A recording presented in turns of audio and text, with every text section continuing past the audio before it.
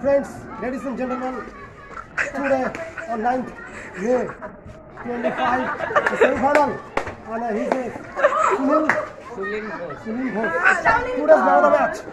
Today's man of the match. Very, very congratulations. So, ভালো লাগে জেতার পর? হ্যাঁ, ভালো লাগছে। ফাইনালে উঠেছো আর তোমাদের কত রান করেছো তুমি? 26 আর বলটা কেমন? ভালো। আর মাঠটা কেমন? আউটফিল্ড মাঠের ভালো। তুমি বেঙ্গল খেলেছো?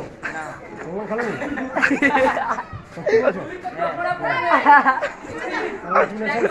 Best of luck.